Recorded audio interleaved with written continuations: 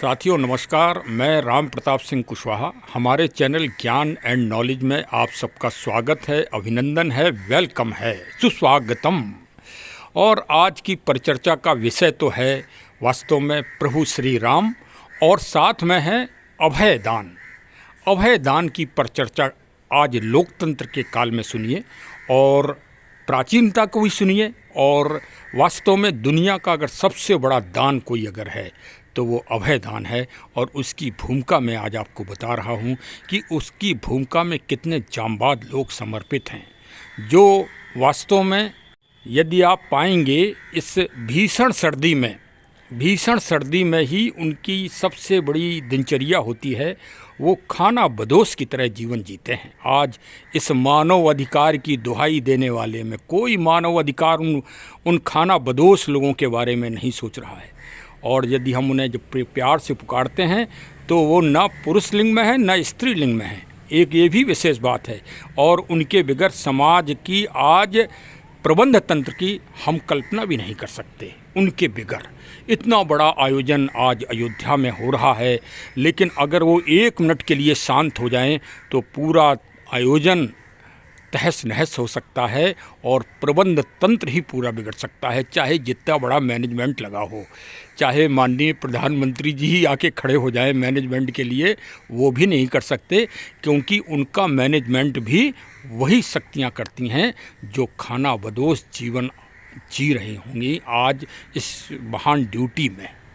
हो सकता है कि अभी तक इस पर चर्चा को सुनने के बाद भी आप उस मुख्य बिंदु तक ना पहुंच पाए हों, तो चलिए मैं आपकी जिज्ञासा को तुरंत शांत किए दे रहा हूं। आज हम बात करने जा रहे हैं पुलिस तंत्र की और एक पुलिस वाले की। पुलिस वाले को हंसते और मुस्कुराते और ड्यूटी देते और डंडा चलाते तो सभी लोग प्रतिक्रिया देते हैं, लेकिन उसके पीछे रहस्य क्या है ज़रा इसको भी जान लीजिए। और अयोध्या, विशेषकर आज अयोध्या और महाकुंभ की परिचर्चा आज हम करेंगे, क्योंकि महाकुंभ में भी एक दिन में इतने वीवीआईपी या इतने श्रेष्ठ भक्त संत लोग नहीं पहुंच रहे होंगे जितने तंत्र इस समय अयोध्या में 22 जनवरी को पावन प्रभु श्री राम जी के विराजमान के शुभ मुहूर्त उपलक्ष्य में पहुंचेगा। ज़रा इसका मंथन तो करिए। और हम साधारण भाषा में क्या कहते हैं कि एक पुलिस वाले ने हमारा रास्ता रोक लिया और हमको डाइवर्ट कर दिया। ज़रा उस पुलिस वाले की गति तो समझिए कि वो पुलिस वाला कितना, मतलब हम और आप किस दृष्टिकोण से उसको सोचते हैं, और वो अपने पीछे कितना बड़ा त्याग और बलिदान और कितनी मानसिक कुंठा और निराशा को लिए रहता है। अभी परसों एक समाचार पत्र के मुख्य पृष्ठ में लिखा था कि दिनांक 26 जनवरी तक छुट्टियां बंद कर दी गईं। भाई, मैं सरकार से ये अपेक्षा करूंगा कि ये समाचार बिल्कुल न निकलना चाहिए कि छुट्टियां बंद कर दी गईं। आपने एक पुलिस वाले को तो रोक लिया, लेकिन उन पुलिस वालों के निरीह बच्चों की स्थिति भी तो सोचिए कि वो अपने मतलब पिता से, भाई से, सबसे एक तरह से बंधन हो गया है इस समाचार के द्वारा। आज मानसिक प्रबंधन के अलग क्लासेस चल रहे हैं इस बात के, तो ये आपने कितना बड़ा कुठाराघात करते हैं हम लोग। खैर, हमारे वरिष्ठ पुलिस अधिकारी तो भाई इसी में खुश होते हैं, लेकिन छोटे कर्मचारियों की दिक्कत भी बहुत बड़ी है और ये एक तरह से मानसिक बोझ हो जाता है वास्तव में। इसी कारण आप परसेंटेज निकाल लीजिए कि पुलिस में विगत कुछ वर्षों में आत्महत्या का भी एक, अगर आप सबका हो रहा है, जाति जनगणना हो रही है, मोरों की जनगणना हो रही है, तो इस तथ्य की भी तो जनगणना कर लें। आखिर ये पुलिस वाला ही तो फेस करता है, वो भी तो एक आदमी हाड़ मास का वो भी है ना, कोई अलग थोड़ी है कि पुलिस वाला हो गया तो वो एकदम लोहे पुरुष हो जाएगा। आप अयोध्या जी का भ्रमण कर लें, अयोध्या धाम है, वास्तव में सारे धामों में श्रेष्ठ है, लेकिन आप स्थिति तो देखिए कि वास्तव में अयोध्या का विकास ही नहीं होने दिया भाई। एक होटल नहीं, एक बड़ी धर्मशाला नहीं। सत्य बात तो यह है कि अयोध्या से श्रेष्ठ कोई धाम नहीं, कोई पावन स्थान नहीं इस भारत का। सबसे पहले शुरुआत जो सप्त नगरी हैं उनमें अयोध्या की होती है, दुनिया की सबसे पहली राजधानी। लेकिन इस 70 साल के विकास ने अयोध्या को, ये 2-3 साल का विकास छोड़ दीजिए, बकाया तो उसको कुएं में डाल दिया था, कूप मंडूक बना दिया था। मतलब चारों तरफ भय और आतंक व्याप्त था। एक आपको अच्छी होटल नहीं मिलेगी, एक आपको धर्मशाला अच्छी नहीं मिलेगी, बताइए। और कितना बड़ा पुलिस फोर्स लगता है, रुकने की कहीं व्यवस्था नहीं। कभी देखिए तो इसका सर्वे कौन करेगा भाई? मानव अधिकार ने तो पुलिस के लिए और सिरदर्द कर दिया, सत्य बात तो ये है। लेकिन कोई कह नहीं सकता है। अब चूंकि मैं तो अयोध्या में पोस्ट रहा हूँ, मैंने तो उस गर्भगृह में भी 2.5 दिन ड्यूटी दी है, तो मैं जान रहा हूँ कि जितनी अधिक सर्दी प्रचंड होती है उतनी ही समझ लीजिए कि अयोध्या में इस तरह के पावन त्यौहार हमेशा होते हैं और ड्यूटियां लगती हैं। अभी देखिए प्रयागराज कुंभ में भी माघ माह में जब हाड़ कपकपाने वाली सर्दी होती है, तभी पुलिस वाले को बीच चौराहे में खड़ा होना पड़ता है। एक सहारा क्या होता है? मात्र एक डंडा, और वो उसका भी अब आदेश हो गए हैं कि अब डंडा लेके कोई नौकरी नहीं, ड्यूटी नहीं देगा, ये भी हो गए हैं। तो अब वो डंडा भी छुड़ गया एक तरह से। सत्य बात तो ये है कि भाई पुलिस वाले साहब, आप रिटायर हो जाओगे, लेकिन और चाहे जितना बड़ा काम कर डालो आप, चाहे जितना बड़ा काम कर डालो, चाहे 20 जगह से शरीर टूट गया हो, किसी का फ्रैक्चर हो गया हो, उसको आप अस्पताल पहुंचा दो, उसको आप अपना खून दे दो। कोई व्यक्ति आज तक मुझे ऐसा नहीं मिला जिसने आके धन्यवाद दिया हो कि हाँ भाई दरोगा जी, हाँ भाई पुलिस वाले साहब, आपने हमारे साथ ये भलमनसाहत की थी। मुझे नहीं मिला। पूरी मैं रिटायर हो गया, पूरी सर्विस करके हुए रिटायर हो गया, और एक से एक एक्सीडेंटल लोगों को मैंने अपने हाथों से अपना मतलब तन मन धन भी खर्च होता है पुलिस वाले का, क्योंकि अस्पताल में जब ले जाते हैं ना तो डॉक्टर साहब एक पर्चा दे देते हैं, फिर वो इंजेक्शन पुलिस वाले को देना पड़ता है। वो अंतिम क्रिया पोस्टमार्टम वाली तो पुलिस वाला कराते ही कराता है, लावारिस उसकी। देखिए आज भाई जब देखिए पहले नकारात्मक चीज़ें सुन लीजिए, और विशेषकर अयोध्या में ये ब्लॉक हम इसलिए बना रहे हैं कि अयोध्या में जनरली नए पुलिस वालों की ड्यूटी लगती है, नए बच्चे जो होते हैं, और वो तो इतने बेचारे झुलझुला जाते हैं, इतने परेशान हो जाते हैं। क्योंकि देखो भाई आजकल भारत में समृद्धि बढ़ रही है, प्रत्येक बच्चे अच्छे परिवेश में लालन पालन माता पिता करते हैं, लाड़ प्यार में एकदम राजा साहब की तरह बच्चों को पालते हैं। और जब फिर इस पुलिस विभाग में आते हैं, और जहाँ लेटने तक की व्यवस्था नहीं, नहाने तक की व्यवस्था नहीं, गर्म पानी की व्यवस्था नहीं, कोई पुलिस वाले को गर्म पानी नहीं मिला होगा नहाने के लिए पूरे अयोध्या में, हैं? या तो सरयू जी में ठंडे स्नान कर रहा होगा, या ठंडे एकदम उसमें कर रहा होगा स्नान। कभी समझिए तो खाने के लिए तो खैर अयोध्या में भंडारा मिल जाता है, लेकिन अगर कोई भंडारा नहीं अगर वो करता तो खाने की भी व्यवस्था नहीं हो पाती है। सही बात यह है। तो विशेषकर ये मैं नए अपने पुलिस वाले भाइयों के उत्साह वर्धन के लिए और उनको आगाह करने के लिए बना रहा हूँ। पहले अभी नकारात्मक बातें सुनते रहिए, और देखिए किसी राष्ट्रीय चैनल ने, किसी भी ब्लॉगर ने, किसी भी यूट्यूबर ने आज तक आपकी तारीफ़ तो एक शब्द कोई बोल ही नहीं सकता है। हाँ, ये ज़रूर हो जाएगा कि भाई इसको सस्पेंड करो, इसने डंडा मार दिया, इसने रास्ता रोक दिया वीवीआईपी साहब का, और वीवीआईपी साहब के सामने कुत्ता आ गया, कुतिया आ गई, भैंसा आ गया, भैंसी आ गई, और सस्पेंड कर दो इन सबको। ये सस्पेंशन तो बहुत ज़रूरी है, और बहुत अरे एक छोटे से चपरासी को भी सस्पेंड करने में किसी विभाग वाले को दिक्कत होगी, लेकिन पुलिस वाले को तो तुरंत सस्पेंड कर दो। और हमारे अधिकारी साहिबान तो तुरंत खड़े ही रहते हैं इस बात के लिए। अच्छा, पुरस्कार आपको मिलना नहीं, विभाग तो चलो फिर भी दे दे, कुछ विभाग में अब धनराशि आ गई है पुरस्कारों की वर्तमान समय में, लेकिन सरकारों से तो आपको मिल ही नहीं सकता। और अगर मिल भी गया तो आपको इतना परेशान कर देंगे कि कुछ पूछो नहीं। अब पुरस्कार की कहो ही मत है, नाम मत लो कि सरकार से आपको कोई पुरस्कार।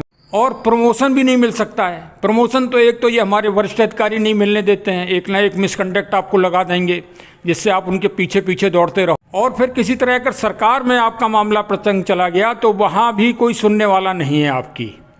हाँ, थोड़ा 1-2 साल से जब से बाबा योगी जी साहब मुख्यमंत्री जी बने हैं तो कुछ सुधार हो रहा है, लेकिन वो अपेक्षित नहीं है। आप रिटायर हो जाओगे, आपका प्रमोशन नहीं मिलेगा।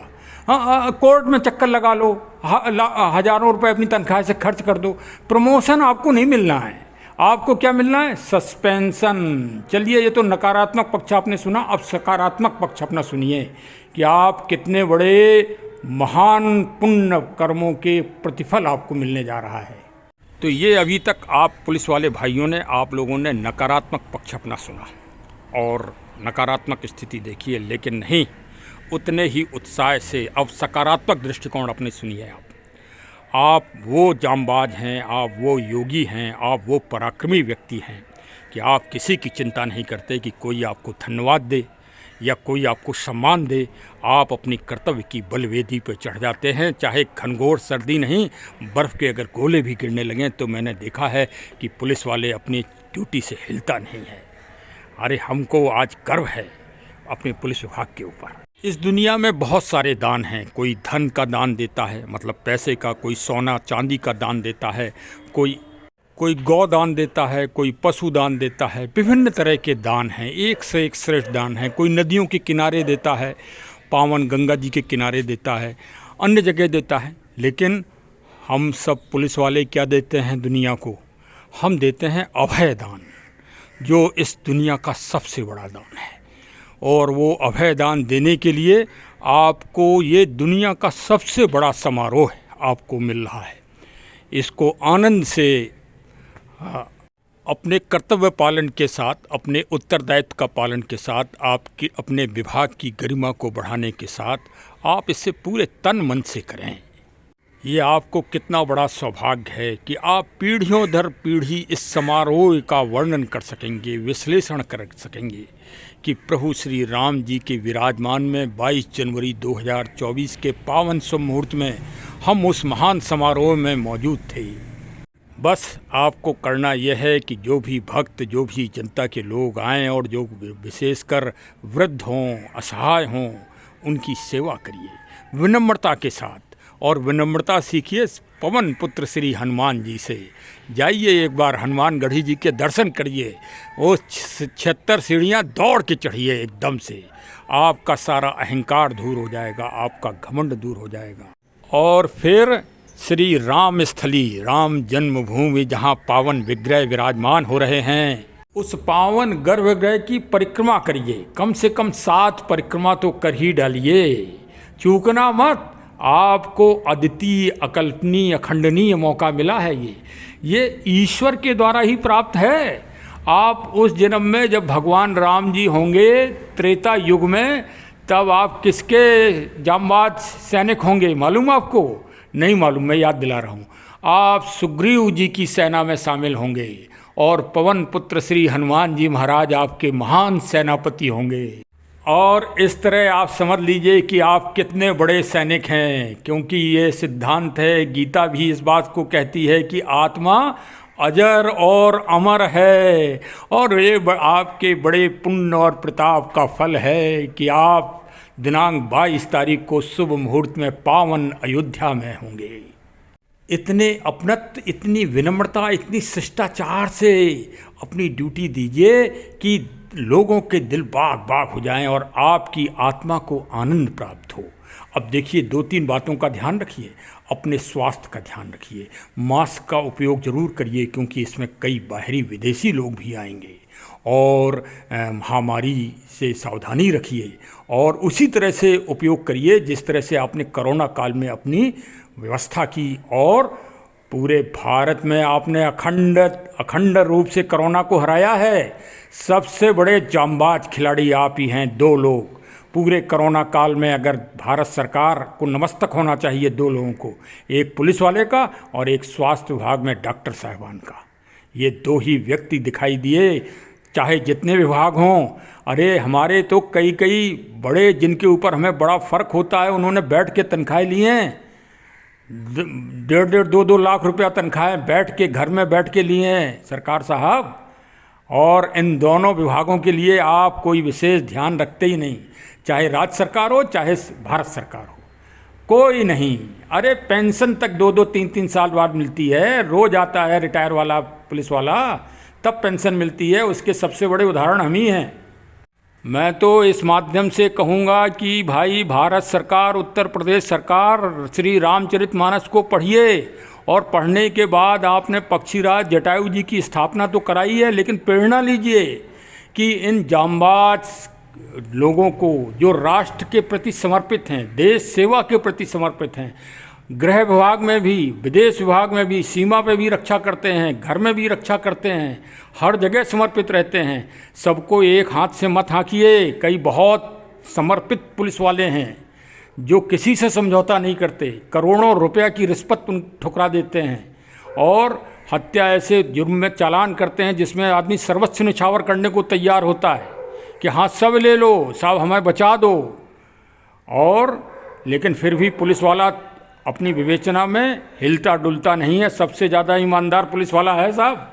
वो उन चोरों के घर के, उन डकैतों के घर से करोड़ों रुपए की संपत्ति बरामद करता है और बरामद करके उस संपत्ति को थाने में लाके जमा करता है, जहाँ कोई देखने वाला नहीं होता है, कोई सरकार नहीं होती उसके सामने, चाहे तो पूरा हड़प जाए।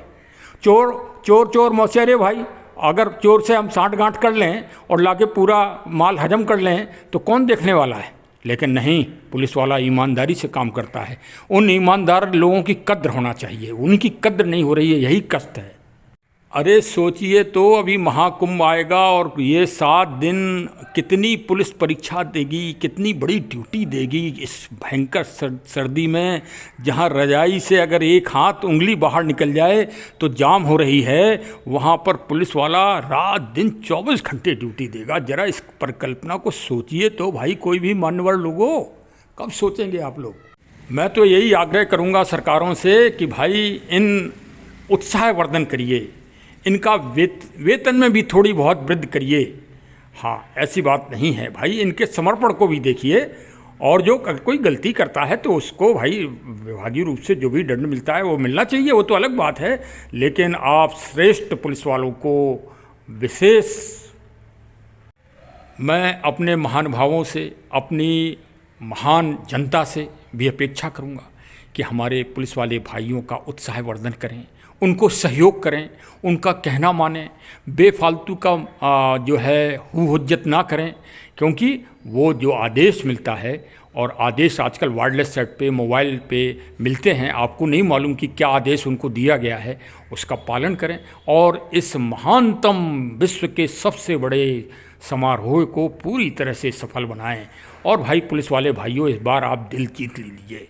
हाँ, और हमारे अब भाई निवेदन कि हमारे इस ब्लॉग को जन जन में जागृत करिए, और क्या, अरे और उत्साह पैदा करिए, ऊर्जा। कैसा? श्री हनुमान जी की तरह। आप श्री हनुमान जी की सेना के सबसे प्रबल सैनिक हैं इस समय।